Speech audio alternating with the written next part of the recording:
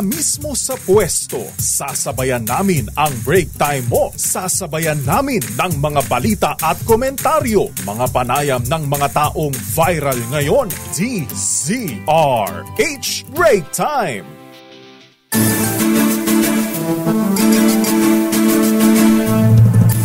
Ngayon ay unang araw ng linggo, Nobyembre 10. Kamusta po ang lahat ng ating mga kababayan? Sana po kahit na tayo ay binayo ng bagyong uwan ay hindi tayo nawawala ng pag-asa, hindi ba? Dahil sabi nila kahit anuman ang paghahanda na gagawin natin, dapat tayo ay sumandal pa rin sa ating poong may kapal at samahan ang lahat ng paghahanda ng taimtim na panalangin. Kaya magpasalamat po tayo kung hindi po tayo masyadong nabugbog ng bagyo at tulungan po natin kung tayo may kapasidad na tumulong sa ating mga kababayan na nasa lantas sa ngayon. At narito na po ang headlines ng ating mga nagbabagang balita. Kayo nakatutok pa rin sa Break Time sa DZRH. Ako po si Thea Petro Carpuz. At Ray Siban, sang alam pa rin po nila kay Mayor Deo Macalma para sa DZRH. Una sa Pilipinas. Una sa Pilipino. Singil sa kuryente may pagtaas ngayong Nobyembre. 15 sentimos. Ano ba yan? Tataas kada kilowatt hour. Price freeze sa kerosene at LPG pinatupad sa buong bansa. Oil price hike, kasado naman bukas. Hike na naman. Hike! Tuloy-tuloy na pagtulong sa mga binagyong lugar dulot ng Super Typhoon Uwan, utos ni Pangulong BBM. Bagsik ng super bagyong Uwan, nag-iwan ng 2 kataong namatay. Higit 1 milyong mamayan ang napektuhan ayon sa NDRRMC. Mga paliparan, balik operasyon na rin, biyahe ng ilang barko, pinayagan na ayon yan sa Philippine Coast Guard.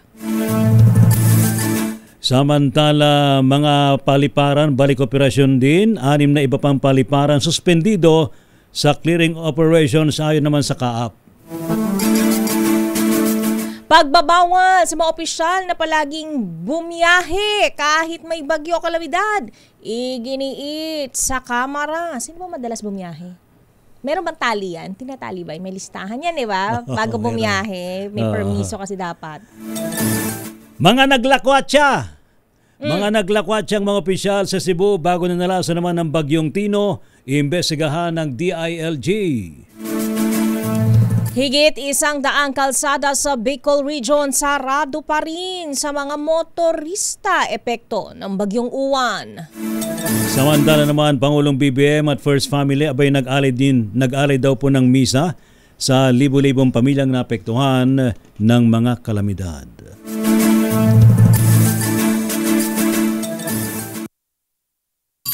RH Break Time.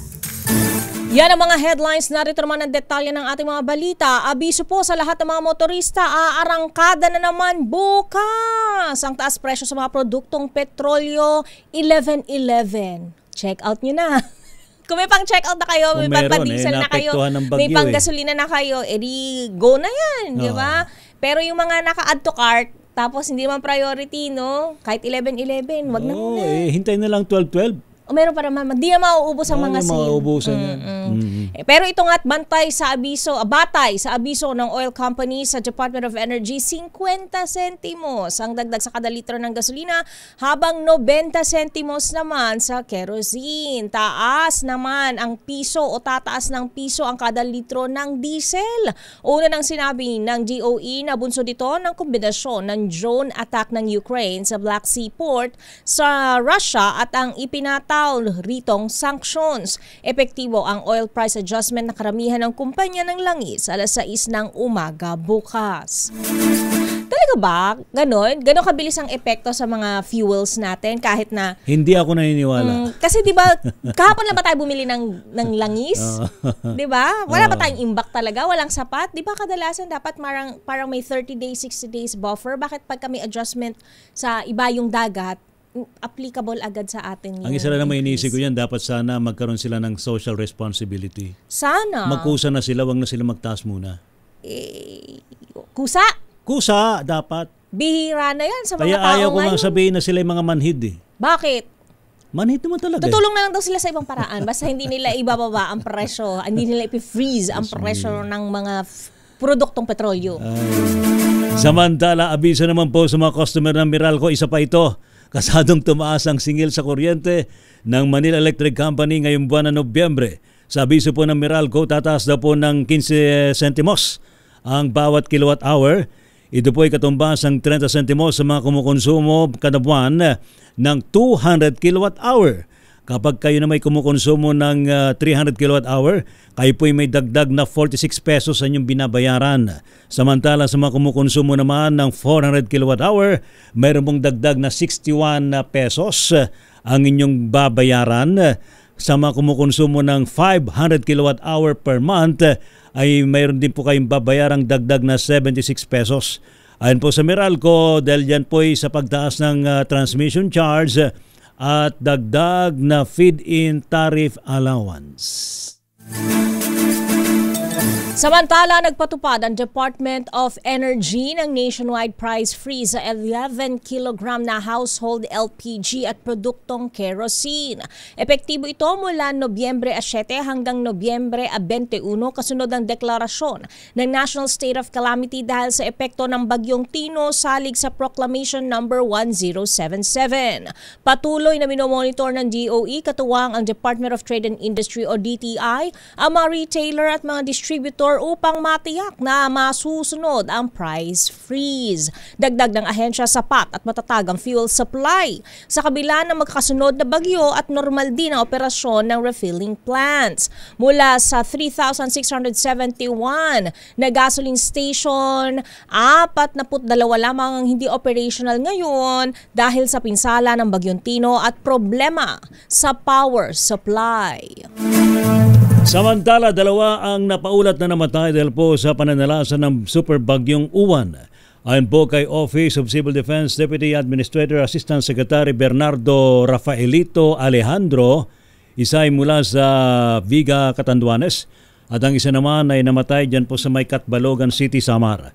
Napaulat pong nalunod ang isang casualty mula Catanduanes habang isa pang biktima ay nahulugan daw po ng gumuhong istruktura dyan po sa Samar. Samantala, abot naman sa higit sa may 300,000 katao o 72,000 pamilya ang pansamantalang nasa may evacuation center matapos ang pananalasa ng super bagyo. Nasawi ang isang kawani ng gobyerno sa Viga, Catanduanes nang magkaroon ng flash flood sa kanilang lugar sa kasagsagan ng pananalasa ng Bagyong Uwan. Sa panayam sa programang Damdaming Bayan, sinabi ni Governor Patrick Azanza na bagamat kadalasan ng dinaraanan ng bagyo ang kanilang lalawigan, mas matindi ang hugupit ng Typhoon Uwan sa mga nagdaang kalamidad. Narito si Governor Azanza. Ang casualty po sa Viga ay ang personal assistant mismo ng mayor po ng Viga. Naku. At kasalukuyan siya na nasa farm. Bagamat po ito ay hindi nasa coastal area, nagkaroon po ng flash flood doon sa lugar. At pinawimpalad po ang isang 48 years old na government employee. Ayon kay Azanza, umabot sa higit 129,000 ang apektado ng bagyo sa Catanduanes at nasa 19,000 lamang nakahanda nilang food packs para sa naturang kalamidad. Kaya naman patuloy ang coordination ng gobernador sa DSWD para makakuha ng karagdagang tulong para sa mga nasalanta. Batay naman sa ulat ng Provincial Agriculturist, umabot na sa higit 100 milyong piso ang halaga ng pinsala sa agriculture at fisheries produce sa lalawigan dahil sa Bagyong Uwan. Narito muli si Governor Azanza. Estimate po ng ating Philippine Provincial Agriculturist, umaabot sa 100 million ang naapektuhan na agricultural and fisheries products po. At ang mga kabahayan naman po ay binibilangan natin, umaabot sa mahigit 25,000 families ang affected. We're now classifying yung totally at partially damaged na mga houses po para mas ma-focus natin kung alin ba talaga yung mas nangangailangan ng tulong. Samantala, nasa higit sa 1.1 milyon naman ang bilang naman naapektuhang individual mula sa 11 rehiyon sa bansa dahil po sa bagyong Uwan. Base po sa pinakauling datos ng NDRRMC, sa kabuuan ay nasa 1,198,039 na katao o katumbas na may higit sa may 330,000 pamilya ang naapektuhan. Pinakamalaking bilang daw po mula sa Bicol Region na may higit sa 800,000 individual o katumbas ang higit sa 200,000 pamilya. Ito po ay sinundan ng Central Luzon na may higit sa 158,000 katao o katumbas ng higit sa 44,000 pamilya at Caraga Region na may higit sa 79,000 individual o katumbas na 22,000 pamilya ang napektuhan. Ayon po sa naturang ahensya, umabot daw po sa may 61% o katumbas po ito ng higit sa 700,000 katao ang pansamantalang lumikas dahil po sa bagyo. Sa bilang na ito ay nasa higit sa 523,000 ang kasalukuyang nanunuluyan sa may halos 9,000 evacuation centers, habang nasa higit sa 200,000 naman ang nakikituloy sa labas ng evacuation site. Samantala, nagbigay ng direktiba si Pangulong Ferdinand Marcos Jr. para sa tuloy-tuloy na response at relief operation sa mga sinalanta ng super bagyong Uwan. Sa press briefing, sinabi ni Office of Civil Defense Deputy Administrator Assistant Secretary Rafi Alejandro na inalam ng Pangulo ang aktwal na sitwasyon sa grounds. Kinamusta niya rin ang kalagayan ng mga apektadong residente. Sa direktiba ni Pangulong BBM, pinatututukan din niya ang panunumbalik ng supply ng kuryente at sistema ng komunikasyon maging ng tubig. Gayon din ang monitoring sa mga apektadong lugar.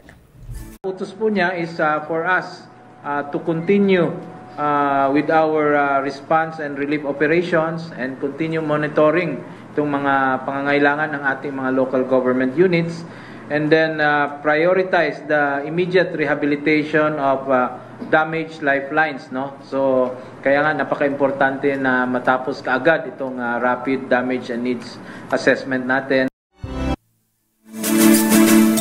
Samantala naman, nanatili po nakataas ang Red Alert status sa Armed Forces of the Philippines dahil po sa super bagyong Uwan. Ayon po kay Armed Forces spokesperson Colonel Francel Padilla, mayroon daw po ng 68 land asset at 4 na rubber boats ang nakadeploy sa mga critical area. Nakanda na rin daw po ang kabuang 2,800 land assets at 51 air assets ng sandatang lakas ng Pilipinas para daw tumulong sa mga apektado ng Super Typhoon Uwan. For our HADR assets naman po na dineploy po natin, meron po tayong 68 na land assets, 4 rubber boats na nakadeploy ngayon sa critical areas, and nakapreposition naman po ang 2,831 land assets natin, 154 surface assets natin. Ito po yung ating mga naval vessels, no? 28 vessels and 126 rubber boats. And we also have 51 air assets. 11 po dito ay fixed wing and 40 are rotary wing po. Ito po yung mga ginagamit natin para po sa paghatid natin ng relief goods, pag-evacuate ng mga residente, at paglipat po ng personnel sa mga lugar na nangangailangan. Noong 9 November po, nag-deploy po ang ating Philippine Navy ng kanilang Combat Service Support and Rescue Team. Kasama po dito ang CDR-RMO ng Navotas para po tumulong sa ating disaster response.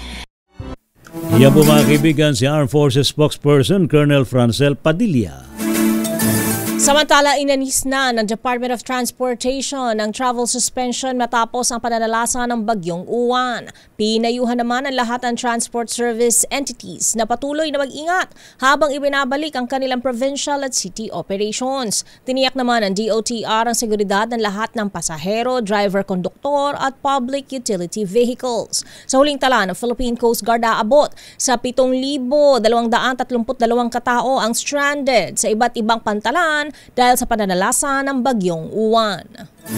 Samantala, walang malaking pinsala naman ng Super Typhoon Uwan sa karamihan po ng mga paliparang normal ng operasyon sa ngayon.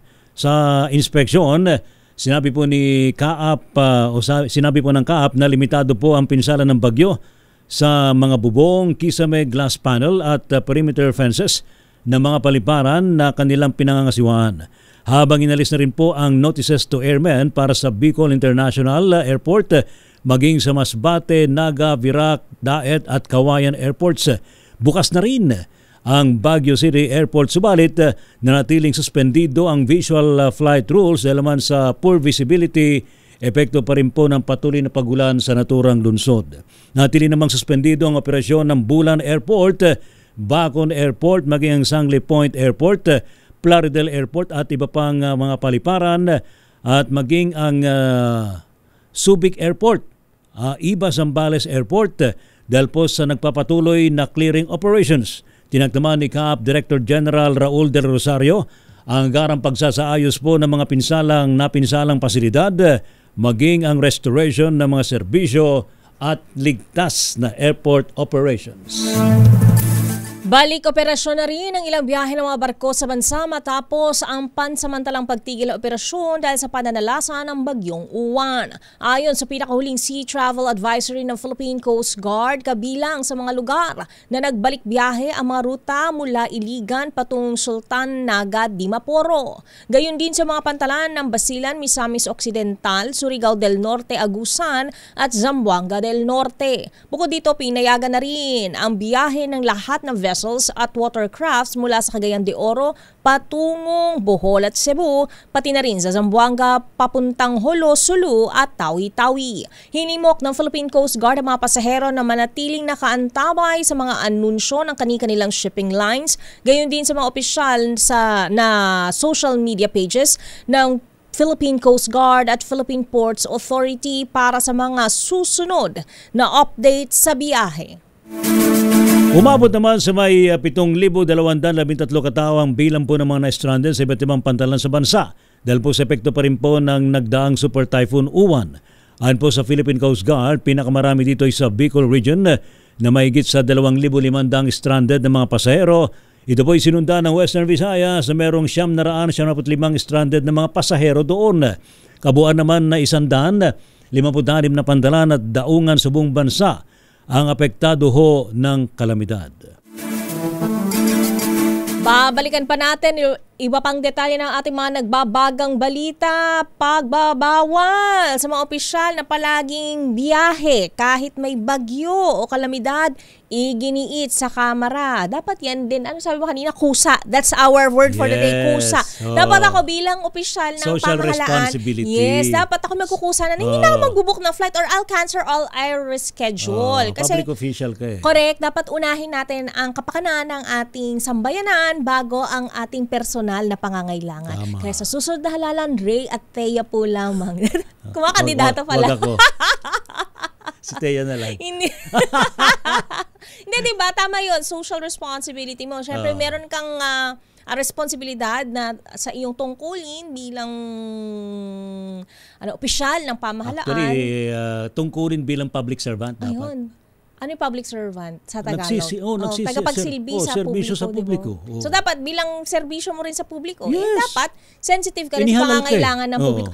Halal o hindi. Yes, in-appoint ka eh. Yan, diba? Diba? Itinalaga ka, dapat responsable ka. Kay Thea tayo. Sige. At mga ito na, di ba? Naglalakwatsa opisyal sa Cebu bago manalasa ang bagyong Tino, iimbestigahan ng anong ginagawa nila daw sa Cebu? Naku, mamaya alamin natin kung anong detalye niyan na. Gusto kong malaman. Sige. Ito nakakalungkot kasi higit 100 kalsada sa Bicol Region sarado pa rin. Oo. May clearing operations naman daw eh. Correct. Actually, may mga lugar pa rin dito sa Metro Manila. May nadaanan ako dyan sa may bandang FVR Road. May nabuwal na puno so hindi siya passable sa mga sasakyan. So siguro baka bukas or mamaya-maya is okay na rin yan. Hindi bale, ibibigay pa natin iba pang detalye ng ating mga nagbabagang balita at iba pang updates mula sa iba't ibang panig ng ating bayan. Iyan po munang paalala, ang oras, 32 minutos, makalipas ang alas 4 ng hapon.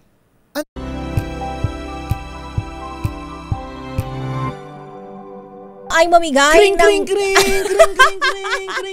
ng papremyo para sa ating mga masugi na taga-subaybay sa radyo, TV, cable channel, online, sa kahit Facebook, saan nyo kami sa kinokonsume. YouTube. Oo. Ito na ang opportunity. Ito na. para naman kayo ay maagang mapamaskuhan ng inyong paboritong himpilan. Kaya ano pang inaantay mo, Jeric? I-ready na ang inyong cellphone dahil tinatawagan na namin ang next winner sa Kring Kring Panalo Malacash sa telepono.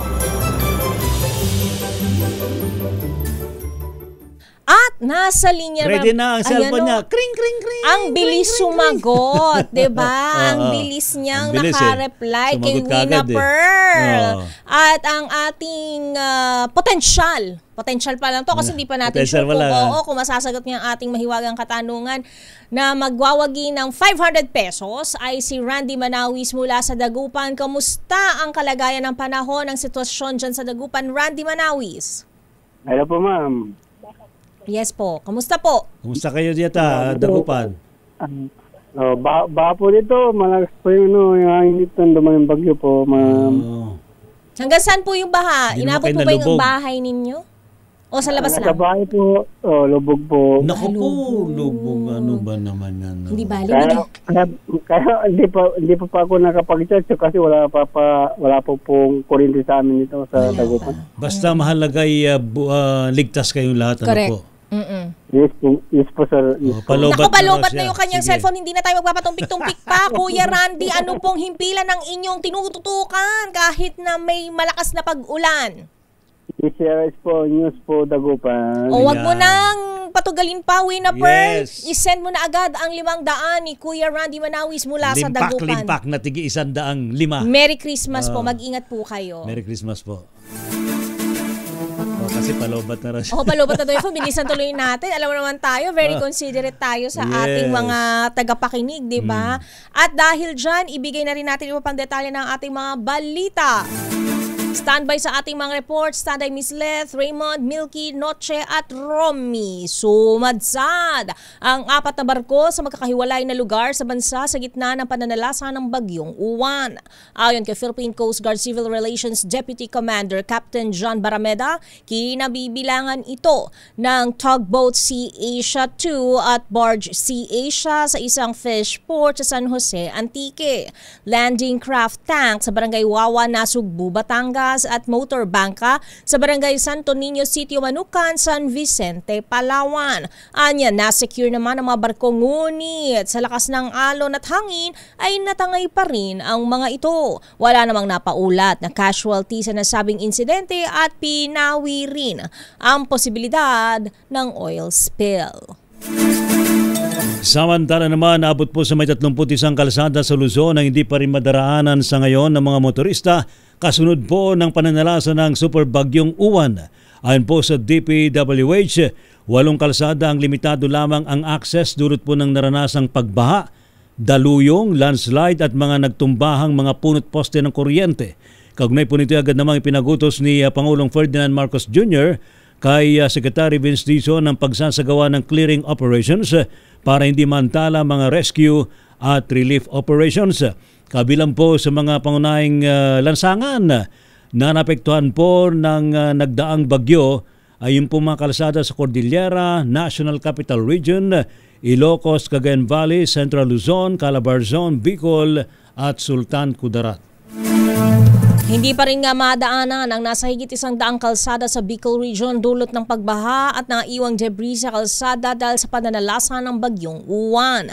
Ayon sa Office of Civil Defense, marami pang lugar sa Albay, Camarines Sur at Catanduanes ang nakalubog pa rin sa baha. Gumamit na ng heavy equipment ang Local Disaster Response Team para tanggalin ang kumalat na lahar sa kalsada mula sa Mayon Volcano. Samantala, pinayagan na ni Albay Governor Noel Rosal ang nasa 260,000 evacuees na makauwi sa kani-kanilang lugar matapos itong linisin ng mga otoridad. Samantala, patuloy naman pong humihina ang bagyong Uwan habang papalayo ito sa kalupaan ng Luzon. Subalit tayo po sa pag-asa dahil po sa lawak ng bagyo, patuloy itong magdudulot ng mga pagulan at pabugso-bugsong hangin sa bansa. Huling namadaan ng Bagyong Uwan sa layong 135 kilometro sa kanluran, hilagang kanluran ng Baknotan, La Union. Taglay po nito ang pinakamalakas na hangin, abot po sa may 130 kilometro bawat oras malapit sa gitna, at bugso ng hangin abot naman sa may 160 kilometro bawat oras habang patuloy pong kumikilos pa kanluran, hilagang kanluran sa bilis na 20 kilometro bawat oras. Inaasahang pong lalabas ng Philippine Area of Responsibility ang Bagyong Uwan bukas ng umaga, pero Pera. babalik pa rin siya. Ano? Babalik pa rin daw po ng PAR sa Miyerkules ng gabi bago ito tuluyang maglandfall sa Taiwan. Sa ngayon po ay nakataas ang signal number 3 sa Ilocos Sur, maging sa northern at central portions ng La Union at northwestern portion ng Pangasinan. Signal number 2 naman sa mga sumusunod: Batanes, Cagayan, including po kasama na po dyan ang Babuyan Islands, Isabela, Quirino, Nueva Vizcaya, Apayao, Abra, Kalinga, Mountain Province, maging sa Ifugao, Benguet, Ilocos Norte, iba pang bahagi ng La Union, gayon din sa iba pang bahagi ng Pangasinan, Aurora, Zambales, Bataan, maging sa Nueva Ecija, Tarlac, Pampanga at Bulacan. Habang signal number 1 naman dito po sa Metro Manila, Cavite, Laguna, Batangas, Rizal, maging sa Quezon Province, kasama na po dyan ng Polillo Islands, Oriental Mindoro, Occidental Mindoro, kasama na po ang Lubang Island, Marinduque, Romblon, ang hilagang bahagi ng Palawan, kasama na po ang Calamian at Cuyo Islands, Camarines Norte, Camarines Sur, Catanduanes, Albay, Sorsogon, maging sa northern at western portions ng Masbate, kasama na po dyan ng Burias at Ticao Islands, Aklan, Capiz, northern at central portion ng Antique. Kumustahin naman natin ang kalagayan ng ating mga kababayan mula sa labas ng ating himpilan. Agarang rehabilitasyon ng mga nasirang kalsada, infrastruktura iniutos ni Pangulong BBM sa DPWH. Relief at medical services sa evacuation centers pinatitiyak ng Pangulo. Itatay mong balita, RH14, Leth Narciso, Miss Leth.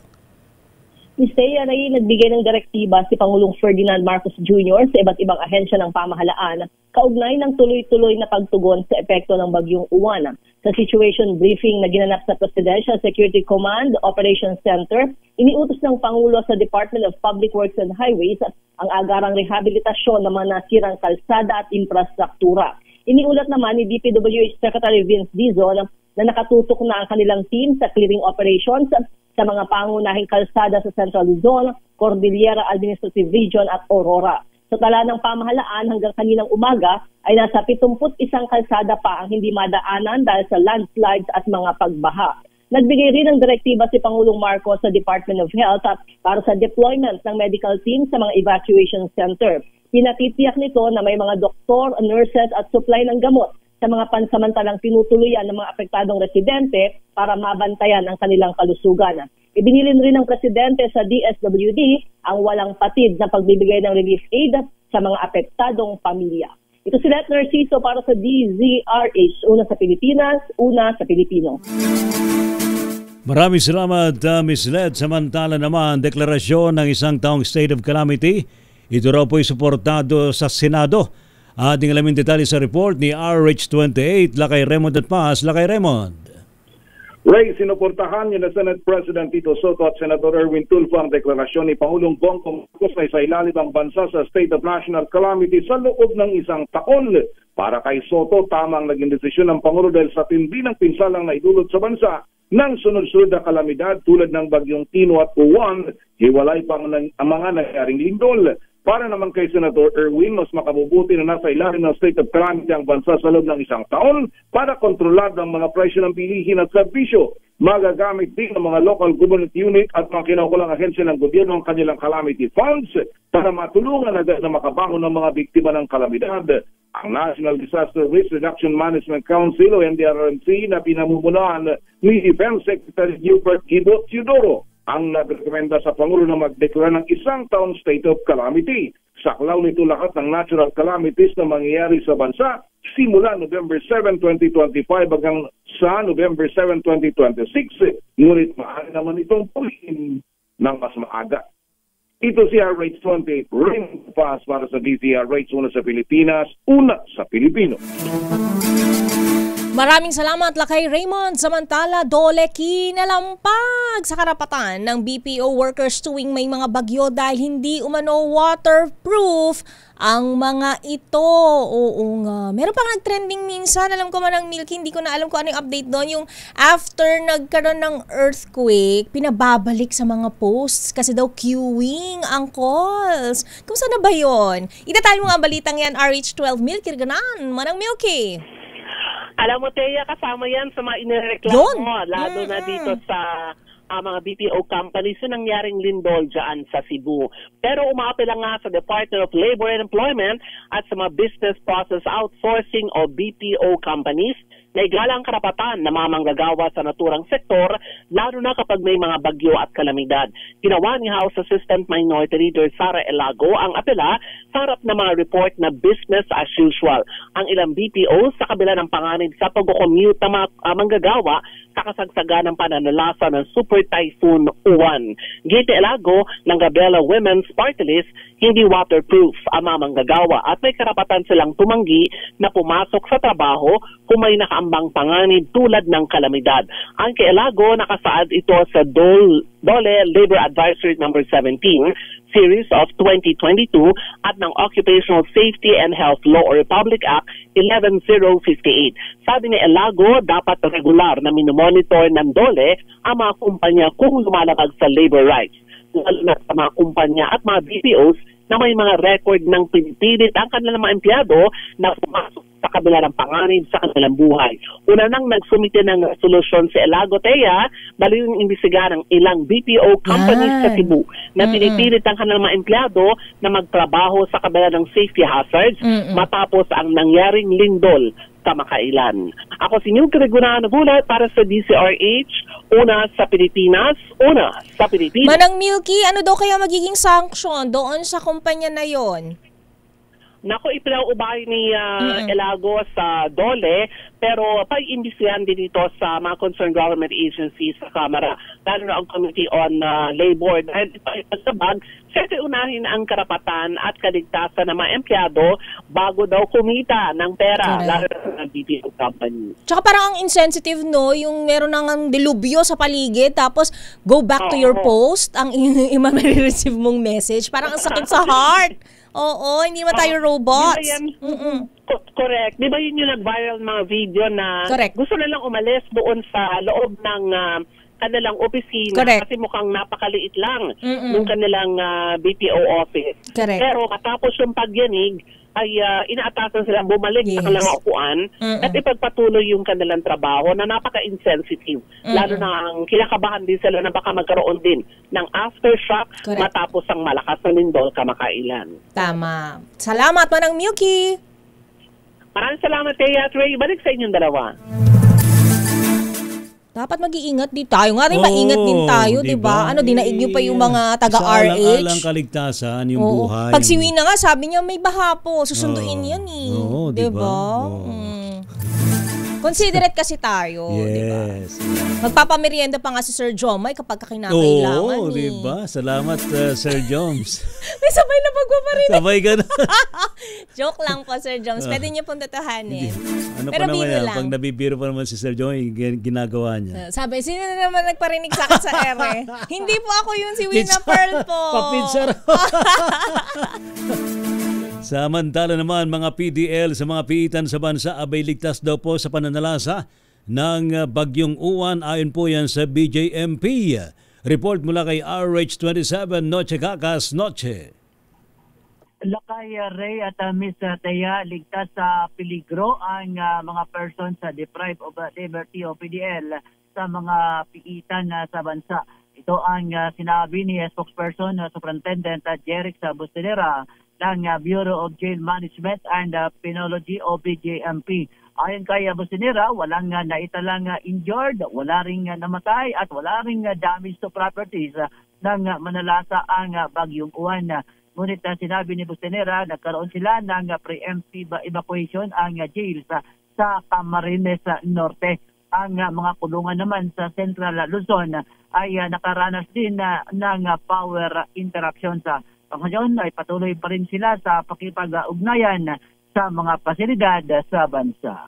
Alright, sa 27 at yung of DZRH, una sa Pilipinas, una sa Pilipino. Kita mo yon, pati nga PDL kino-consider natin sa mga ganitong panahon, tapos mga BPO employees hindi. Parang unfair. Oo, lahat tayo may karapatang pantao, may karapatang mamuhay. Kaya naman kumustahin natin ang kalagayan ng Baguio City matapos manalasa ang super bagyong Uwan. Ang alam ko, nadaplisan sila nung mata ng bagyo eh. Daplis? Oo, nadaplisan sila ng mata. Pag daplis, gaano kalala ang nagiging malakas pa rin. Diba? Kasi sabi natin, daplis pero malakas. Yung wall, yung mismong paligid ng bagyo. Alamin nga natin ang detalye sa balitang yan. RH41, Romy Gonzalez. Romy. Malakas na buhos ng ulan, kumbaga ay intermittent. Tapos malakas din na ihip ng hangin ang nararasan ngayon dito sa... Ano ba, Lakay Romy? Agsagsagawisiw jay hangin? Nagsagawisiw. Pumipito. Pabog-subog yung ulan yung nararanasan ngayon sa Baguio City. Babasahin ko lang yung kadarating na paabiso ng Benguet Electric Cooperative kasi kagabi pa walang ilaw itong Baguio City and Benguet. Mula ito kay General Manager Mel Licudel, sabi niya nag-umpisa na tayo mag-energize ng mga power substation. Sunod natin mga feeder lines at ang target na pailawin ang mga backbone feeder lines at mga 6 p.m. Feeder 7, 8, 9, 10 medyo matatagalan dahil sa ginagawang paglipat ng mga nasirang poses sa Bukawkan at technical issues sa 69 kV circuit breaker na sa may substation. Sa mga nasa northern part ng Benguet, wala pang supply ang NDCP 69 kV line, supplying our Atok, Bugyas and Bangkayan substation. Subalit habang tayo ay nagbabalik ng kuryente sa backbone lines, di po maiwasan na meron pa rin mga brownouts na mararamdaman gawa ng sumasayad ang ating mga linya sa mga punong kahoy na talaga namang dahil nga sa malakas na ihip ng hangin na dala ng Super Typhoon Uwan dito sa Benguet. Yan ang latest update mula sa Beneco dahil marami nagrereklamo. In fact, nagtungo ang karamihang mga taga Baguio dito sa pinakamalaking mall, yung SM Mall dito sa Baguio para mag-charge. Sapagkat kagabi pa, bandang alas 10 na wala ng linya o kuryente itong Baguio City. Kung kaya't drain na, wala ring wifi, isa na ako sa mga nahirapan. Kaya ako rin ay pumunta rito para lang makapag-report sapagkat sa bahay, wala talagang ilaw. Kailangan bumili ka ng kandila. Yung kandila sa mga supermarket, ubus sa mga family day, ubus na rin. Para ngayon mabili yung mga rechargeable na bulb. No, or mga rechargeable lamps kailangan talaga yan. Yung mga flashlights, rechargeable transistor radios para nakatutok sa atin. Karomi, di ba? Oo nga, yun ang binili ko ngayon para magkailaw ako sa bahay mamaya. Buti hindi ka naubusan. Kandila lang ang naubos. Meron pa naman. Meron pa ako nakuha ang 2 bulb kanina. But then, sabi nga ng Beneco, pipilitin nilang unti-unti nilang ibabalik ang supply ng kuryente dito sa Baguio and Benguet, pero hindi nila mabibigla sapagkat marami pang mga aberya at kung bibiglain naman ay talaga namang gagrabe pa yung sitwasyon sa supply ng kuryente sa Baguio City. Wala pa namang naiulat na casualty, pero may mga ilan-ilan na mga landslide sa area ng Benguet. Yung kalsada natin, paakyat ng Baguio, yung Cannon Road, sarado pa hanggang sa sumandaling ito. At tanging Marcos Highway and Magellan Road ang pwedeng daanan kung aakyat ka ng Baguio. Pero bakit ka aakyat kayo sa Baguio? Brown out. May bagyo. Ipagpaliban mo muna. Delikado pa, saka mahamog. Delikado. Matindi. Lakay. Di baka may katulad ko rin dyan, Lakay Romy. Alam mo naman, storm chaser, pagka nabagyo, naakyat. Storm chaser. Storm chaser ka ba? Hindi naman. Natitsyempo lang kapag umaakyat, bumabagyo. Kaya nag-update ako kay Lakay Romy kung saan pwedeng dumaan. Eh si Kare, hindi pwedeng umakyat yan pag umuulan. Nagtatago yung mga kaibigan niya sa Dominican. Nakikisilong din. Oo, nagpapahinga rin sila. Nagpapahinga yung mga taga-Diplomat Hotel. Shout out sa mga nasa Diplomat Hotel ngayon. Naku po, baka shout outing ka rin pabalik. Agkukukot da. Agkukukot da. Aglamis, malamok da. Salamat lang kay Romy. Ingat kayo dyan palagi. So yan muna ang latest na update sa Baguio City. Ito si RH41 Romy Gonzalez para sa DZRH. Una sa Pilipinas, una sa Pilipino. Thank you. Agyaman kami po, Romy Gonzalez, Manipurita, Baguio City. Samantala, meron po tayong update mula naman sa Cagayan. Mula kay RH25, Grace Ansano. Grace. Ray, kaya tumaas pa ang water level ng Buntun Bridge. Kung kaninang tanghali ay nasa 9.7, ngayon umakyat na ito sa 10.3 meters ang water elevation ng Buntun Bridge. Bagay na sinasabing nasa critical pa rin ito. Kaya't matindi ngayon na tinututukan ang mga nasa lower stream dito sa bahagi ng Cagayan. Sa katunayan, ang bahagi ng bayan ng Tuaw, gayon din ang ilang pang karatig bayan nito, dumanas ngayon ng hanggang dibdib na tubig baha dahil pumasok ang tubig mula sa bahagi ng Chico River at ang Caraballo na mountain kung saan bumaba na ang tubig. Sumalubong pa rito ang tubig mula sa Magat o itong Cagayan River kung saan nagpalala pa sa pagtaas ng tubig sa mga kabahayan dito.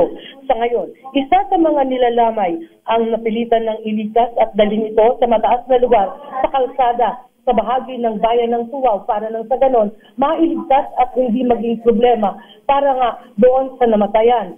So sa ngayon ay tulong-tulong ang Philippine National Police, Bureau of Fire, gayon din ang Philippine Coast Guard para nga sa paglilikas ng ating mga kababayan sa bahagi ito ng Cagayan.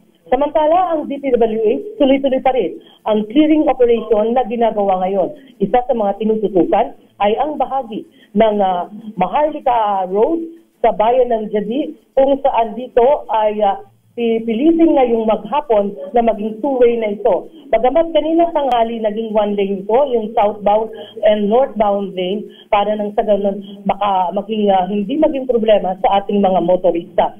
Ang bahagi naman sa Quirino Province mula sa Isabela, ito ngayon ay tuloy-tuloy din ang clearing operation. Sa bahagi naman ng bayan ng Kawayapa ay dalawang bata o kambal ang naitalang namatay matapos matabunan ang bahay na tinitirahan ng magkapatid. Yan ang ating update. Ito si RH25, Grace Versonsano. Una sa Pilipinas, una sa Pilipino. Maraming salamat, Ms. Grace Sansano. Samantala, iginiit ni Parañaque 2nd District Representative Brian Yamsuan na dapat automatic na hindi maaaring lumabas ng bansa ang sinumang elected at appointed officials kapag may paparating na malakas na bagyo. Ayon kay Yamsuan, dapat standard rule na ang utos na ito ng Department of Interior and Local Government dahil maaga namang nalalaman kung may bagyo sa pamamagitan ng forecast ng Pag-asa. Binigyang diin niya na mahalaga ang presensya ng mga opisyal sa panahon ng kalamidad para masiguro ang quick response sa kanilang mga nasasakupan. Anya, dapat prioridad ng mga elected at appointed officials ang kapakanan, seguridad at kaligtasan ng publiko sa halip na mangibang bansa. Tama! Paano daw yung, paano 2 days before naman na bagyo ako nakaalis? So, dapat meron tayong may window ba tayo? Like, paano yung nabook ko na siya? Seat sale yun nung nabook ko Pero ikaw ang ama ng bayan Kung ama ka ng bayan, dapat responsibilidad mo yan. Dapat, dahil yan ang sinumpuan ng tungkulin, dapat manatili ka sa iyong bayan. Diba? Pero sabi naman Who'll take care of your sabi people? naman iba, pwede naman na online. Di ba dapat mas maganda pagka on-ground ka? Unless meron ka talagang super-duper galing na OIC, di ba? Samantala, investigahan na ho ng DILG ang mga opisyal ng Cebu na naglakwatsa. Saan nagpunta? Sa kabila ng banta ng Bagyong Tino noong nakalipas na linggo. Ito po ang tinanggap na kautusan ng pamalang panlalawigan mula sa head office ng naturang ahensya. Ayon po kay Assistant Provincial Administrator Aldwin M. Pases, pinasusumitin ng DILG ang lahat ng travel orders na inisyo para po sa lahat ng chief executives na bumiyahe abroad kahit nakaamba ang banta ng Bagyong Tino. Ayon po sa kanilang record, Ang mga opisyal na bumiyahe sa labas ng bansa bago ang pananalasan ng bagyo ay ang mayor ng Catmon, Compostela, puro mayor ba to? Liloan, Pilar, gayon din ang mayor ng Poro, San Francisco, Tudela at isang board member. Ano daw yung purpose ng pag-iikot? Walang binanggit. Silang bahala magpaliwanag. Oo nga. Bakit tayo? Oo nga. Nangingi po kami ng kalinawan. Oo, di ba? Kaya nga investigahan nga eh. Oo. Sana wala ng bagyo. Sana wala ng lindol. Sana nandyan na yung bonus. Ha, ito na nga. It's just around the corner. Nasaan ang Christmas? Sabi nga nila yung mga inulan daw, bihaya pa rin. Ayun naman. Sabi daw nila kasi kapag inuulan ka, blessing daw. Saka mahalaga rin yung buhay. Oo naman. Kapag tayo sinalanta at tayo buhay na buhay, magandang biyaya yan. Oo, meron ka pang purpose. Ang mga ari-ari na ipupundar uli. Yes. Sabi nila, easy for you to say, pero mahirap naman talagang bumangon kapag ikaw yung nakakasadlak. Pero may pag-asa. May mga pag-asa naman. Yes, habang may buhay, mayroon pong pag-asa. At para po sa mga nais maghatid ng kanilang tulong, narito po ang MBC Operation Tulong para masiguro na ang inyong mga itutulong, ang inyong mga donasyon ay makakarating sa mga dapat na makatanggap ng inyong donasyon. Hindi yung sumasabit sa kung saan. Oo, diba? At saka tutulong kayo, saan pa ba? MBC Operation Tulong na. Bukas ba aming pintuan, bukas ba aming mga palad. Oo. At marami pong salamat sa inyong pagiging bukas palad sa pagtulong sa ating mga kababayang nasa lanta. Yes. At napag-uusapan ng mga ganyang bagay, 45 bang bang! Ano yan? 45 days na lang, Pasko na. Nawala ako dun. 45, diba? Kalibre 45, 45. Yes, 45 days to go. Na lamang at Paskong-Pasko na. Nakakasama niyo po sa isa na namang edisyon ng Break Time. Ako po si Thea Petro Carpuz. At Tracy Bayan para pa rin po sa DZRH. Siyempre, sangkalan po nila kay Mayor Deo Macalma. Para pa rin po sa DZRH, una sa Pilipinas. Una sa Pilipino, susunod ang balansyadong pagbabalita hatid sa atin ni Ka Henry Uri at Miss Kay Karen Oyong. Iba yung pag-iingat po sa lahat ng ating mga kababayan ng oras. 8 minuto makalipas ang 5:00 ng hapon.